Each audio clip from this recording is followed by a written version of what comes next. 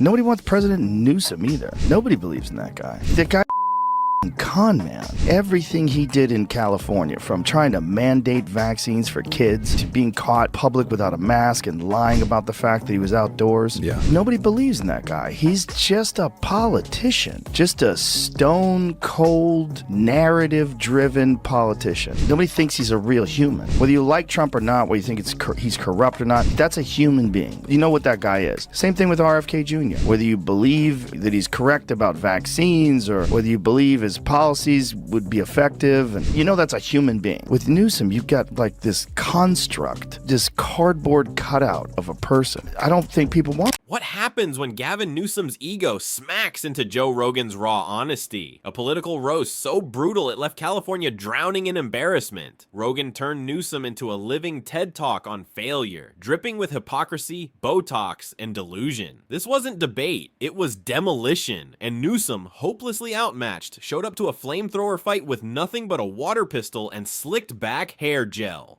When Gavin Newsom talks about California, he's like, you know, I'm very big on California, very bullish on California. Hey, they're all moving. The only reason why they don't move is because it's too difficult to move. It's too expensive to leave versus all the bullshit with all the permits and all that. It's too expensive. Gavin Newsom's political career is the human version of a kale smoothie, blended with smugness and hollow campaign slogans. He wakes up, stares in the mirror, and practically gives himself a standing ovation just for breathing. All the while, California burns, floods, taxes itself into a coma, and keeps tripping over every legislative rake in sight. Then comes Joe Rogan, the podcast philosopher, elk meat devotee, and human lie detector. And you know it's bad when even Rogan, a man who once spent 3 hours praising sauna sessions, decides that Newsom is the clown most deserving of a public roasting. Well, the whole state is just so poorly managed. It's so frustrating and confusing, and then he gets on TV and pretends like everything's great. Mm-hmm. And California's the best. We have the best state. We have the most amazing economy. And like, you're out of your mind, dude. You've ruined this state. Like, personally ruined it. If you're enjoying this video, make sure to hit that subscribe button. Gavin struts around like California is the VIP section of America, and he's the velvet rope guarding the door. With that trademark gelled hair and no clue energy, he's less a leader and more a game show host who stumbled onto the Senate floor and decided to play governor. Meanwhile, his cities are crumbling, each pothole looking like the start of an archaeological dig site. But who needs working roads when you can host a sustainability summit serving quinoa sliders instead? Did you see the governor talking about what to do with the land of all these homes that have been burnt down? And he did this little dance, like some ideas around some land use concerns he has around speculators coming in, buying up properties, and the like. So we're already working with our legal teams to move those things forward. With a big smile on his face. Look at the little wiggle he does with his shoulders. These people lost their homes. A lot of those people don't even have fire insurance because the fire insurance pulled out of California. Like, it's all insanely mismanaged. Joe Rogan took one glance at the chaos and basically said, time to dismantle this hologram of competence. Watching it was like seeing a grizzly bear debate a Starbucks barista who thinks vibes count as public policy. Gavin, whose solution to homelessness is to hide it whenever a tech conference rolls into town, tried to sell California as the promised land. To him, every cracked sidewalk is somehow a symbol of innovation, and every tent city is a vibrant community. Rogan just blinked and asked, is this a prank show, or is the state really being run like a group project where the leader never showed up? And then there's Newsom's economic strategy. Tax people until they either pack up and leave or forget what happiness feels like. His idea of economics is like a juice cleanse. It sounds good on paper, but in reality, it just leaves you drained, broke, and miserable. Like a bizarre, I did enjoy affecting the election. Oh, dude, imagine. I can imagine. I did enjoy it because I didn't want to. I did not want to get involved in any way, shape, or form. But it got so weird. Yeah, so crazy. You'd expressed that publicly in the past. I was like, I don't want to have nothing, and I don't want to have anything to do with it in the future. I didn't want to. I just felt sucked into it. I'm like, like, we can't do this again. We can't do it with these same people that us for 4 years, and then they're gonna we're gonna do it differently now. Like, Like what's going on? Did you see what's going on? Obviously, you've seen what's going on in California. But the governor gave this creepy fucking speech where he was talking about... And Newsom's environmental record? Buckle up. Gavin brags about being green while running a state powered by rolling blackouts and wishful thinking. He banned gas-powered lawn tools while wildfires turned half the state into a marshmallow roast. Rogan barely had to try. He just tilted his head and muttered that logic had taken a vacation. Boom. Agenda in flames. Pun intended. Then came the pandemic. Gavin locked the state down like a dystopian theme park, then waltzed into a Michelin-starred restaurant, maskless, probably humming, "Rules are for peasants." Rogan, meanwhile, was on his podcast with medical studies stacked like ammo, questioning everything like a vitamin D-charged Sherlock Holmes. Watching him dissect the hypocrisy was like seeing a lion floss with spaghetti. And where did all of this lead? Straight into bankruptcy, straight into a utopia of do as I say, not as I French laundry. Rogan smelled the nonsense a mile away and went full mental jujitsu on the illusion. Every time Gavin virtue signaled, Joe countered with a chokehold of facts and common sense, and the facade crumbled. You know, when I went there, I had a great relationship with President Xi. We got along very well. And they treated me better than anybody's ever been treated. And I said, this air is good. Do you know they closed every factory 1 week before I got there from within 200 miles? That's like what Gavin Newsom did when Xi Jinping came to San Francisco. He cleaned it up. He cleaned it up. He got rid of all Isn't the homeless that terrible people. in a way to think, you know, he cleaned it up and then it became a pigsty. Well, the dumbest thing is he said when your friends come by, when you have visitors, you clean up your house. Like, how about just keep your fucking house clean? Can you imagine? It's the dumbest thing I've ever heard anybody say ever as a governor as to excuse to why you finally cleaned up your homeless problem. And then there's the population exodus. People are fleeing California like it's a sinking cruise ship, and Gavin's the guy trying to plug the hole with campaign flyers. Rogan himself packed up, left the state, and sent a digital middle finger in podcast form. He didn't just move, he led an intellectual escape from madness, dragging Gavin's entire policy portfolio behind him like a raccoon wrestling a trash can into the woods. Education. In Gavin's California, the school system looks more like a Pinterest board, big on lofty slogans, empty on execution. Kids graduate ready to write essays on equity, but unable to do long division. Rogan, who can spend 1 hour talking astrophysics and the next with Navy SEALs, nearly laughed out loud at the state of California's criminal justice system, now resembling a Chuck E. Cheese for lawbreakers. Rogan's take was cutting. If returning a library book late earns you harsher consequences than robbing a Walgreens, maybe, just maybe, the entire system needs a reboot. You see what Gavin Newsom said to him? No. Pull that post up, Jamie. Gavin Newsom said that you shouldn't be posting this. That we're going to make it illegal, and I'm going to sign a law. And he said, "Professor suck." Didn't. Yes, he did.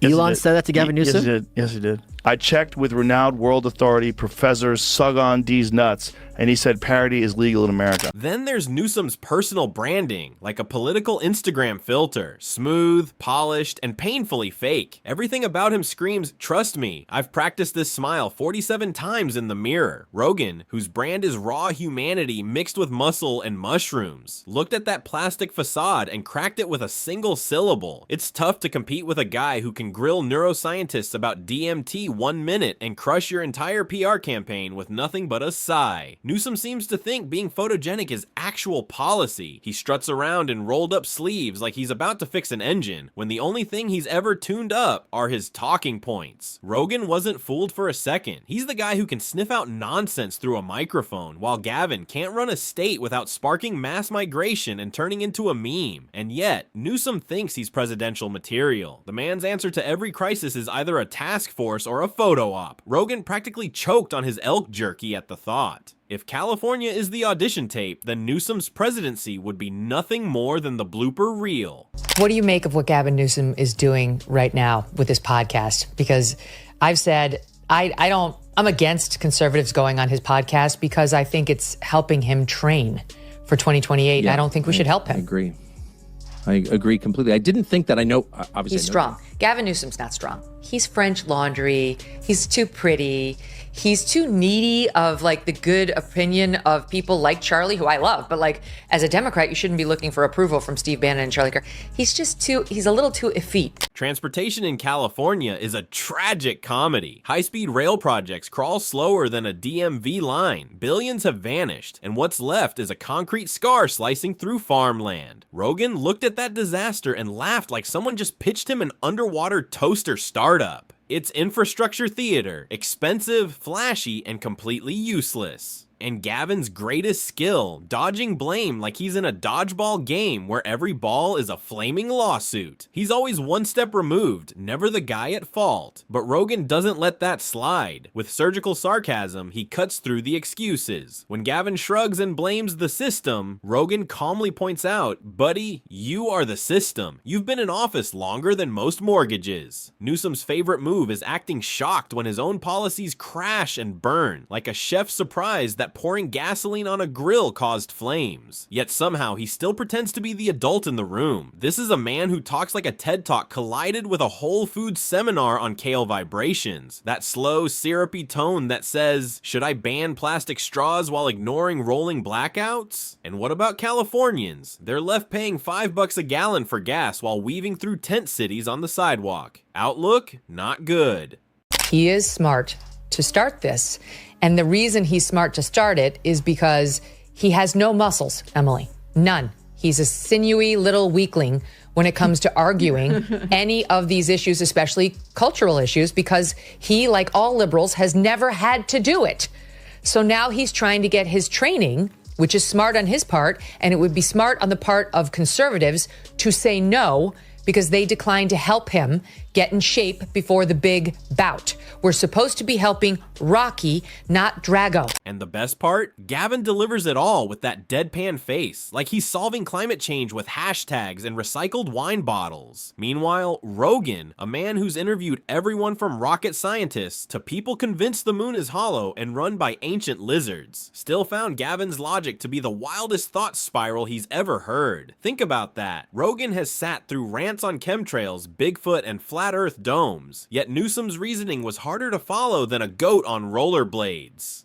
Gavin governs like he's the misunderstood genius in an indie film that only he believes is profound. Meanwhile, back in reality, Rogan came armed with the verbal equivalent of a weed whacker, slicing through the tangled mess of double talk, overregulation, and that ever-present stench of smug incompetence.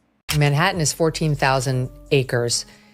In LA, at least 17,000 acres have been burned to the ground, have been eliminated. I heard somebody saying it looks like Mars.